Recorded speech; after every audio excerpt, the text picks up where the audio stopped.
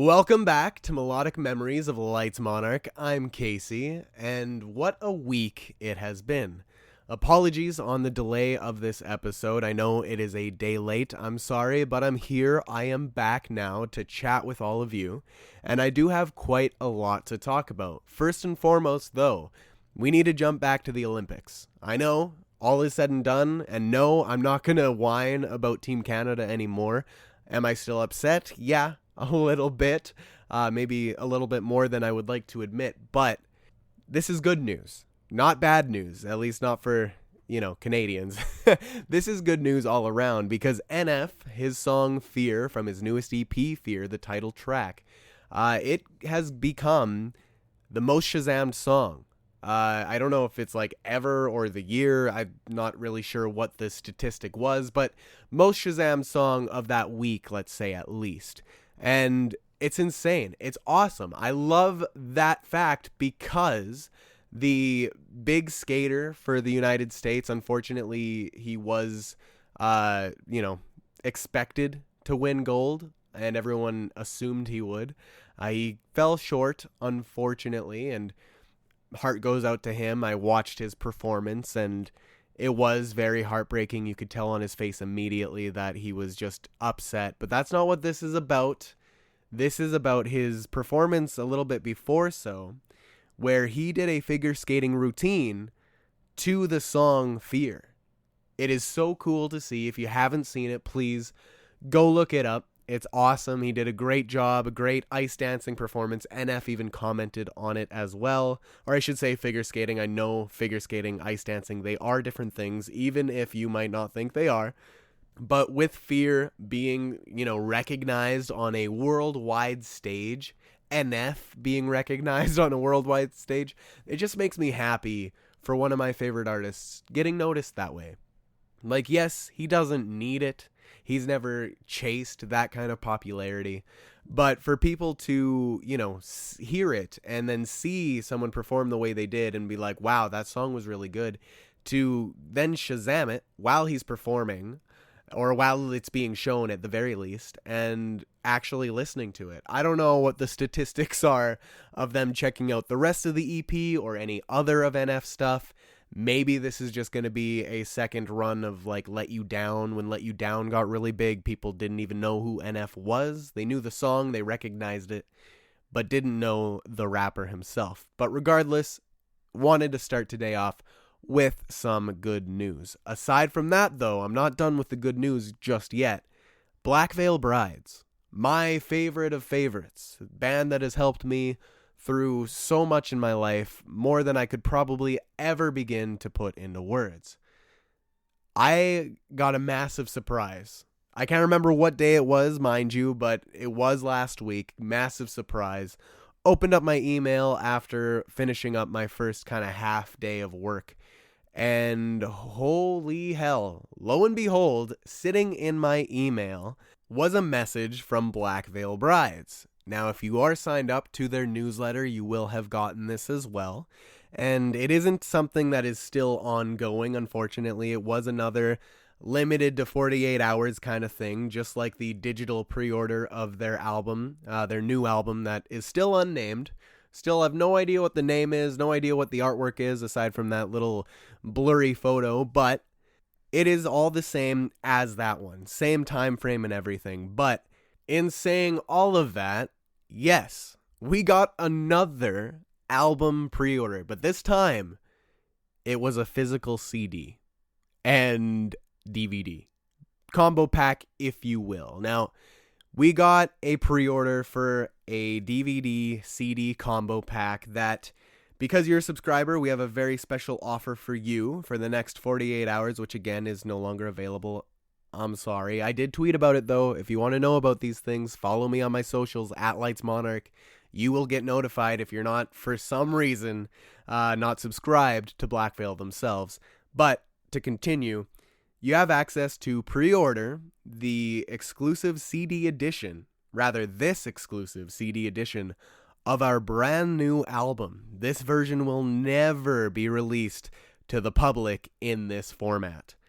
Along with the full album on CD, this exclusive edition includes a 1-hour making of documentary on DVD, taking you inside the creation of the album.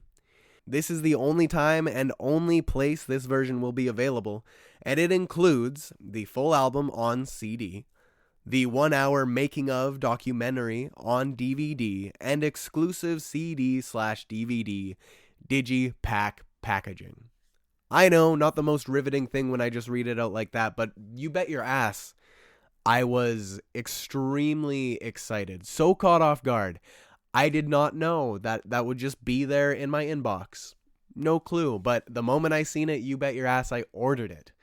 Because it brings me back to when I my first ever Black Veil CD.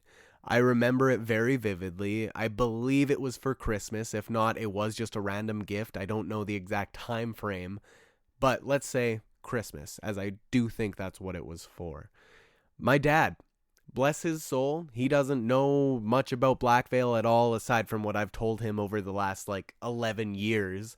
But when it comes to, or I guess almost 12 years now, holy shit, that is insane. But my dad, bless his soul, love him to bits, he got me my first Black Veil Bride CD, because when I first found Black Veil, I was just getting into them, obviously didn't have any of their albums, couldn't listen to any of their albums because I didn't have Spotify at the time. This was back in I want to say 2014 again.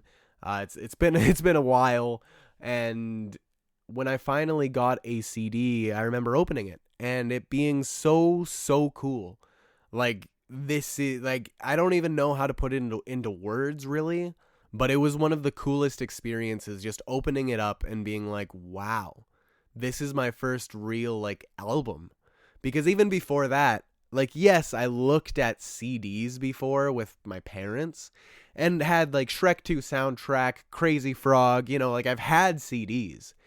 But for a full-length proper album from an actual band, especially one that I didn't really know much about yet, because I was just experiencing them and getting into them and trying to discover as much as I could through YouTube, and really just falling in love with all the music I was able to hear. When I got this album, I looked at the back and just seen the track list and was just absolutely enthralled. What are all these songs? What will they sound like? And then seeing the imagery of not only the front artwork, but also the band on the back and then through the booklet. And I know I'm kind of describing the CD here, but what I mean to say is he got me the deluxe edition of Wretched and Divine. So that was my first ever Black Veil CD. And the deluxe edition, for those that don't know, did come with a making of documentary with John Feldman and the band.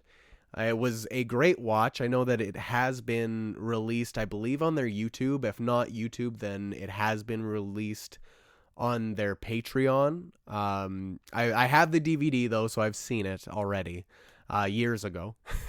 And this brings me right back to it. It brings me back to when they did that, because a lot of people don't know, or at least I assume, maybe my assumption is wrong, but I assume not many people know that they've done a making of documentary that was included with Wretched and Divine if you got the base deluxe edition, which was before the Ultimate Edition ever existed. So no bonus tracks, no Legion of the Black, it was just the base CD alongside that DVD. And that's kind of what this is. That's actually exactly what this is, just for the new album. And the fact that, it's 2026 and they're still supporting physical media, let alone DVDs. Not many people do. I don't know many bands really that release their documentaries or even some live concert films on physical media, but Black Veil have always done so. Through their history, if they release something as a making of documentary or their movie like Legion in the Black, or even their Alive and Burning, their live concert, the only one they really haven't ever released in a physical format would be their newest documentary for the Road to Wembley, which is on their YouTube, mind you, but it hasn't been released physically. So maybe we'll see that. I highly doubt we'll ever get something like that physical, but regardless, it is a really nice package to have as a fan, being able to see the trials and tribulations of what they really went through in creating this record, especially as a lifelong fan as I've been, to be able to actually sit down and reconnect with one of my favorite artists, favorite bands, and get more insight on what inspired them. What was the actual process? How hard and how much of a toll really did it take on these musicians, on these artists? Because I'm so curious. And the moment I seen it, of course, I had to get it. Now I'm just holding out hope that they release a signed CD at some point and a vinyl. Then I'll be good. I don't need to buy it in any other way aside from my usual support that I do on iTunes, because I love seeing the boys get at least within the top 10. I always wish and fingers crossed they get to number 1, but I don't know if it's just because Canadian iTunes, maybe they get to number 1 on American iTunes, but regardless, I do support them through that way, and I'm fine with having multiple copies of the album. I hope it's good. It's Black Veil. I assume it will be. I love supporting them, and it's definitely worth it. In my eyes, I'm very excited to see what that making of documentary really holds. The only thing I gotta say, which is a little, not so much upsetting, but just kind of sad, that the bonus tracks on the digital edition, that if you were able to purchase it back, a couple weeks ago, that digital edition, it unfortunately does not transfer the tracks onto the CD, if you will. So the CD version does not have the 3 bonus tracks that the digital deluxe version did. Or digital version, I'm not even sure what to call it, but the digital version that you were able to buy for those 48 hours on that website had 3 bonus tracks, being their cover of the MCR song, Thank You for the Venom, and also the Bleeders symphonic version, and I believe there was one other one that is just slipping my mind at the moment, but those 3 bonus tracks, unfortunately, are not going to be on this DVD CD bundle. That's all right, though. I already bought it, so I really don't need to complain. I'm just letting that be known that I thought it was interesting that being you ordered it from the same website, they don't just put it on that as well. I do understand, though, it's a lot easier to add digital things to albums. Like a digital album, a lot easier to just add music to it. When a CD's, physical media, CDs, a little bit harder, you have to submit it, get it approved, yada, yada, yada. Whatever the hoops you have to jump through are, I don't even fully know, and I can already think it's a headache. But regardless, there is a little comment from Andy that I did want to read out here, saying, "We were joined in the studio by our friend and longtime creative collaborator, filmmaker Joshua Schultz. Joshua was able to capture every moment of the production and recording of the record and had put together a documentary that serves as a deep dive look into our process as we put together the 7th album. We can't wait to share it with you. Andy." So, yes, it is exactly what it is stated. Love that they want to share that kind of very personal, in-depth look at the making of this thing. Thank you, Joshua Schultz, for actually recording some of it, if not all of it. It's awesome. I'm glad that we got this kind of documented because hell yeah. As a fan, hell yeah. But other than that, the only other thing I wanted to mention about Black Veil's new album that was kind of just put out there, mind you, I don't know if this will be the actual album's release date, but for those that bought the album, and it's something I actually noticed on the digital version too, I kind of missed it, but for the CD, if you bought the CD off that website, it says ships in May. So, odds are Black Veil 7 is going to be coming in May. That's nuts. I knew it would be this year, and I know it's ready, so I was hoping it would be soon, but the fact I seen that just makes me giddy. I know that it's not official, like it's not officially been said, but we know May is at least the placeholder month for right now. So very cool to see, love to see it, to be honest, and I cannot wait to get this version of the album alongside the other ones that I will eventually purchase. Cannot wait to get it and listen to it and also experience whatever that documentary has to show us. So Black Veil, new stuff from them, awesome to see. I hope any fans were able to actually purchase it. If you weren't, I'm sorry you missed out. Just, again, follow me at Lights Monarch on all socials, specifically Twitter. I tweet about it all the time. And at least subscribe to Black Veil's newsletter. So, all that to say, let's move on forward here to Pokemon. Pokemon Day just happened. I don't have a whole lot to say about it, other than I just kind of wanted to, yap about Winds and Waves, Gen 10, the new starters. Like, hello? I don't really know exactly how the whole internet feels about it. I know everyone is always so up in arms whenever it comes to anything Pokemon. They're never happy. Very hard to make that community happy in any sense. And trust me, I understand. Not saying I'm a huge part of the Pokemon community, but I do love the older titles, the ones I grew up with. So I understand from that aspect. But all the same, it looks good, in my opinion. The trailer came out for Winds and Waves, Generation 10. And we did end up getting the starters shown off alongside the region. Now, before I get into the starters, I want to mention the region seems to be based off of tropical places. I believe they said the Philippines and Malaysia, to be specific. And that's awesome because it's an area that we've never gotten to see in Pokemon form before, if you will. So, honestly, I'm excited for it, even though I might actually never play it, which is kind of funny to say out loud, but I don't have a Switch 2. It's exclusive for the Switch 2, comes out in 2027, and in my opinion, all of that aside, I think it looks good.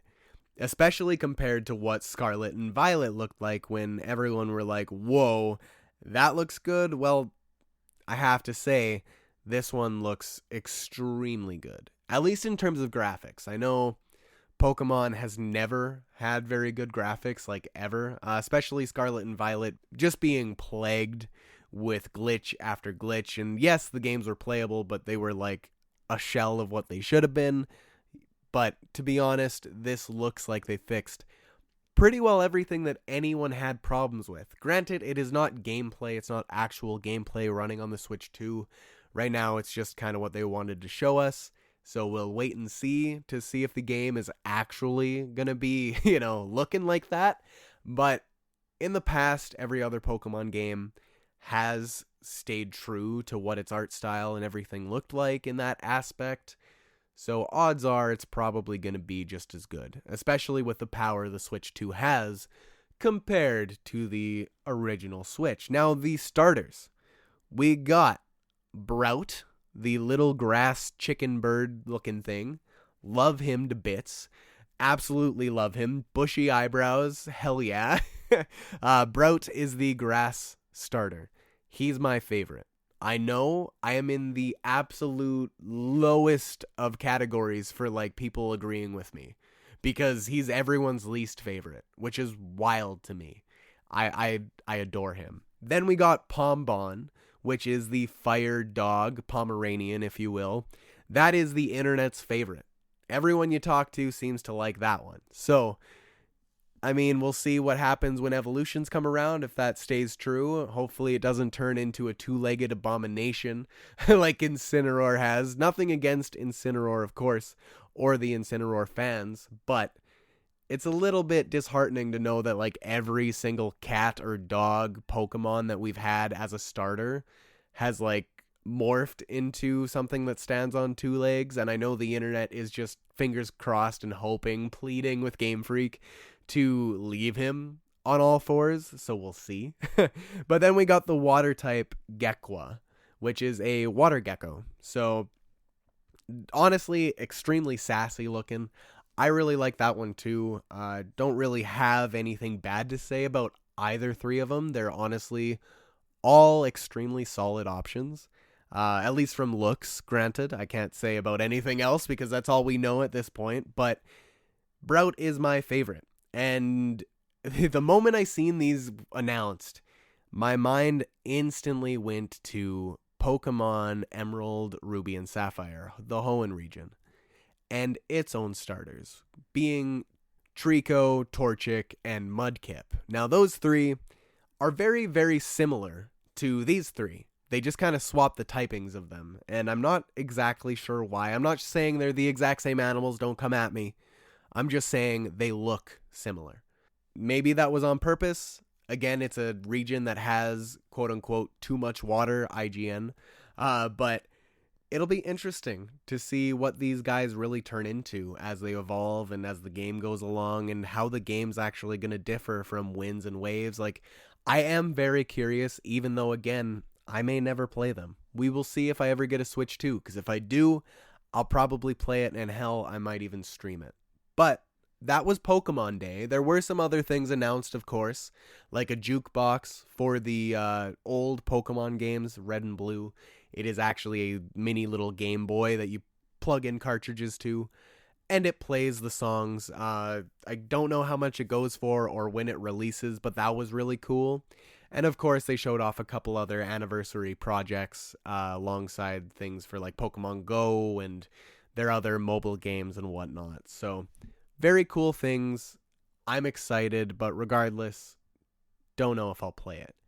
Then Scream 7. This begins my kind of weekend. On Friday, I was able to watch, like, same day as Pokemon Day, but later in the day, after my long-ass day of work, I was able to watch Scream 7. It started my kind of movie-watching weekend, because when we left to Edmonton, that's what we left there to do. Watch some movies that were exclusively in Edmonton. Yes, it sucks that we don't get these exclusive films here where I live, but it is what it is, and it was a worthwhile trip, but I will get into that. First off, Scream 7. I don't even know really where to begin, because I don't want to give spoilers. I'm keeping everything here spoiler free, don't worry.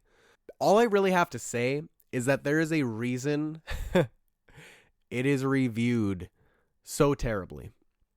I know some people are enjoying it. I'm not saying it's an absolute awful time. It's great that Neve Campbell is back. Neve Campbell, not exactly sure how to say her name. But the final girl from the first Scream, she is back, finally, after Scream 6 didn't have her because, I believe it was because she wasn't paid much, but, is what it is. Scream 7 itself, I just gotta say, in my opinion, personally, it was very bad in story. The story just was dog shit, in my personal opinion. And apologies to anyone that enjoyed it. I didn't like it. Whenever that, if you've seen the movie, you know what I'm referring to as that. Whenever they cop out and use that as a storyline with the modern times that we're in, could care less. They lost me the moment they were like, oh, what if it is? But regardless, I'm not going to say that because it kind of gives away the ending. So I'm not going to go into that, but I just got to say it was very mediocre in my opinion and incredibly uninspired, unartistic, if you will.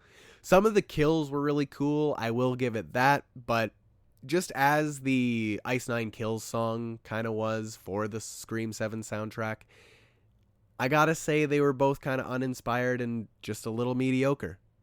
Flame me if you want, but that's my opinion. So Scream 7, not the best for me. I knew that every single Scream movie was going downhill. Didn't want to admit that this one would be bad, but I just couldn't help it. Sitting in that theater, granted I didn't walk out by any means, but I was just sitting there watching it and just being like, damn, they finally fell off. But just my opinion, but there is also a reason why it is reviewed so terribly. Crazy numbers that it's made, though. Like, it's the most profitable Scream movie yet, which is very unfortunate for how bad it is. Anyways, to my Edmonton trip for the other two movies that we were able to see, an amazing time. I had a great time. I, for once, didn't have to drive. That was on Noah. He drove. Crystal in the back. I was in the passenger seat. Amazing trip. Far too short. We were only there for one day, but when we got to Edmonton. We were able to go straight to the mall and meet up with one of his friends. We shared some drinks and had a blast just kind of chatting, wandering through the mall. She showed us her Guitar Hero skills, and then we went into the movies. And the movies that we were able to see that were exclusive to Edmonton, not saying it was only shown in Edmonton, but for me personally, exclusive there, or Calgary, but Calgary's further, just the closest place we could have went to watch it. And the closest place we have an IMAX theater was Iron Lung, Markiplier's movie, and the More Than We Ever Imagined 21 Pilots movie. In IMAX, mind you. The Iron Lung movie is not in IMAX, but we still seen it at the same theater, in one of the other theaters that weren't the IMAX screen. I have to say, hands down, and this is not me saying this because I am a Markiplier fan. I actually, growing up, never really watched him very much. It was more so this group of friends that I had. They really liked him and would watch his content quite a lot. My YouTubers that I followed were not Markiplier. I knew of him and I respected him. I would get a laugh from him every so often, and actually my biggest exposure to his stuff was when I moved here to Grand Prairie, and Logan, my current roommate, one of my best friends, he showed me Markiplier and all of his Five Nights at Freddy's stuff, so I know him as the king of Five Nights at Freddy's. And of course, since then, I seen a lot of his Øne Honest stuff, if anyone remembers what that is, with Ethan. Great channel, rest in peace, Øne Honest. But I got to experience more of his stuff over the years, so I don't really have a lot of bias towards him. Like, I never grew up with him, as a lot of people have. So, and the reason I preface this is because of what I'm about to say. Iron Lung, I adored everything to do with that film. I thought it was incredible. Absolutely incredible, fantastic, so artistic, every little detail, the camera angles, the zoom-ins, the close-ups, everything. Like, I thought that was one of the most perfectly crafted movies that I've seen in a very, very long time. It might not be for everybody.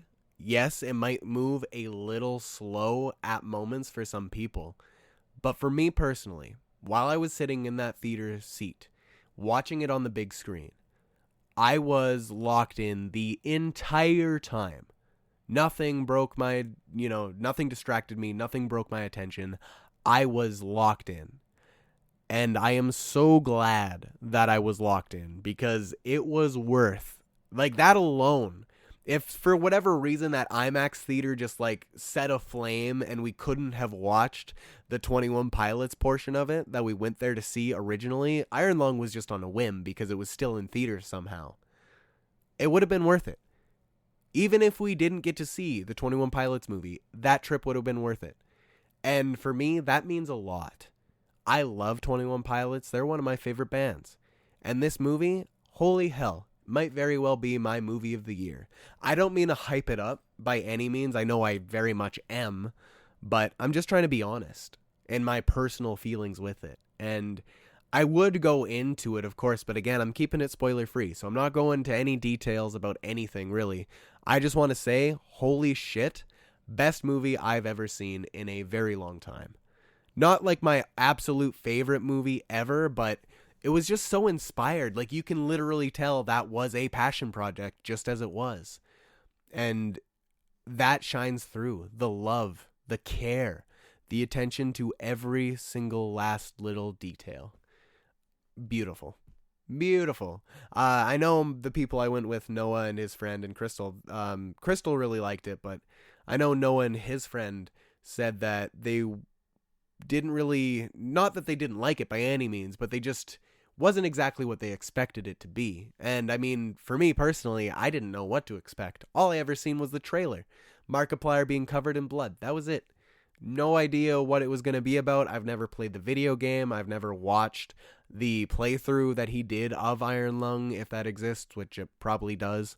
But I went in completely blind, no bias towards Markiplier, and no bias towards Iron Lung, and I adored it. Just as a fan of art. Like, that is cinema. That meme of the guy standing up and clapping, cinema. Maybe I'm getting my memes mixed up now that I think about it, but regardless, like, that's me with that film. So very much enjoyed it. That was probably my favorite film of the entire trip. Again, best movie I've seen in a very long time.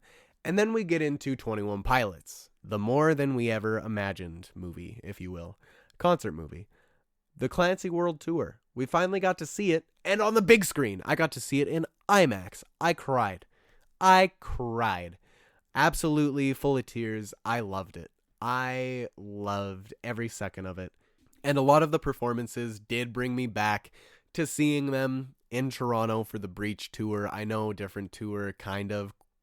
Leg 2 of the Clancy Tour, because there's the Clancy Tour Breach. I digress.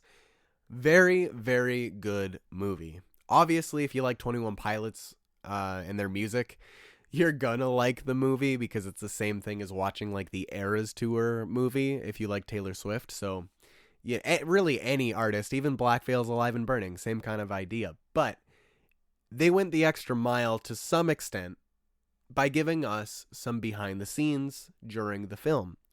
And that was really cool to see. It was very heartwarming and funny, to be honest, but very heartwarming. I really, really enjoyed that aspect of it.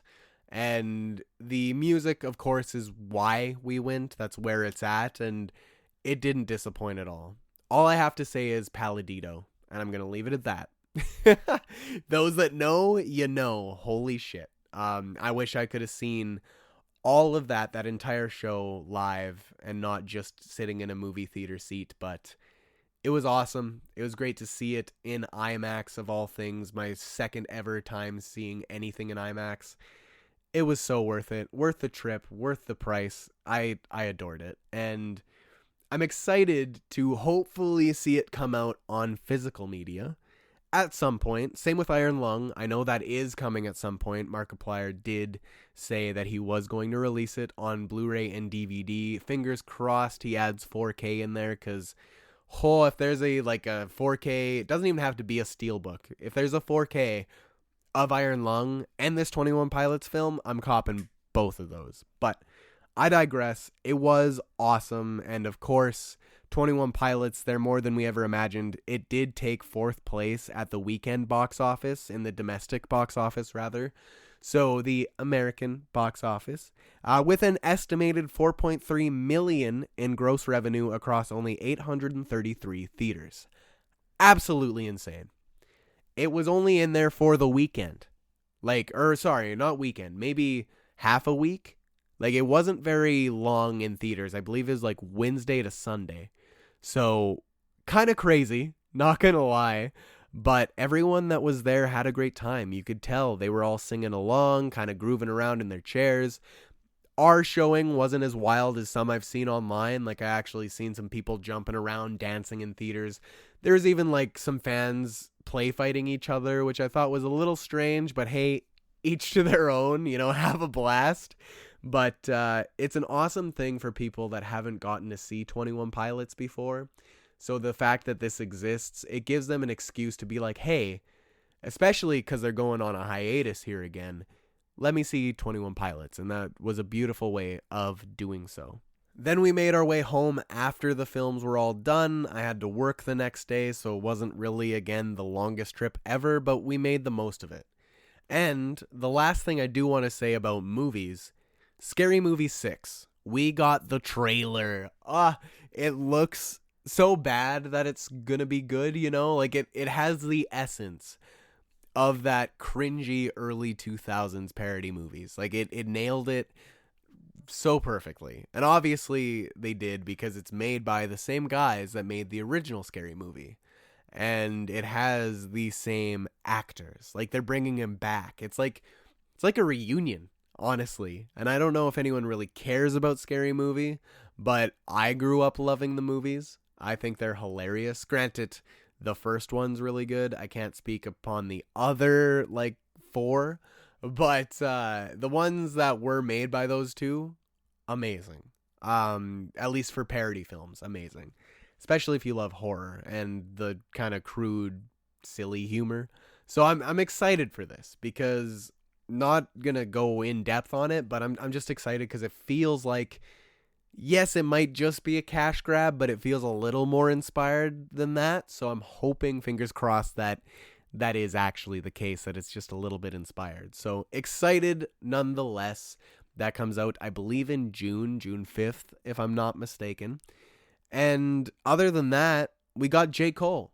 I know it's not a movie, but we got J. Cole's new music video for Old Dog. Absolutely loved it. It is in the shop where he was getting his Honda Civic fixed. So shout out to, like, you know, J. Cole supporting local businesses. That's awesome.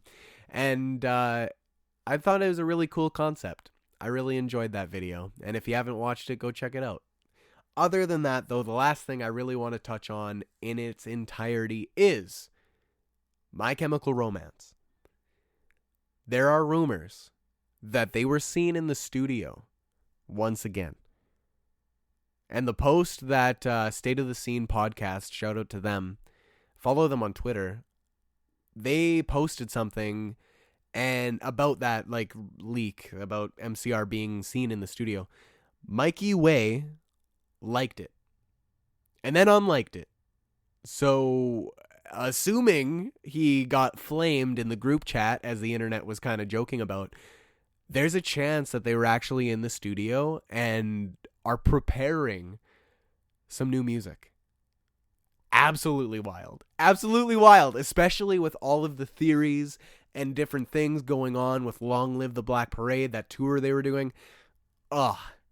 Like, I got just chills thinking about it, because I know it's not for certain, nothing's been set in stone, but if they're in the studio, you know, recording new music, holy shit, this might be the best year for music there's been in a long time. And that's saying something, because there's been some good music over the past while released from I can't even speak, from some of my favorites. That's how excited I am. I can't even speak.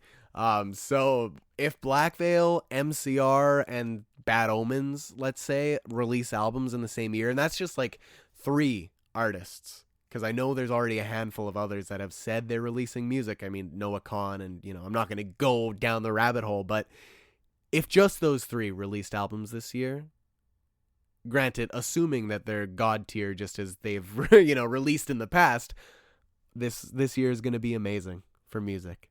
But we'll see. We will wait and see what actually happens. No, nothing set in stone. But it is awesome to think that MCR might just be finally recording that new album. So, all that said and done, thanks so much for listening. Share your favorite new releases with me in the comments below, or again, hit me up at Lights Monarch on all socials. And while you're at that, give me a like and subscribe if you could. I'd very much appreciate it. So again, thank you so much for listening, and thank you for discovering the music within.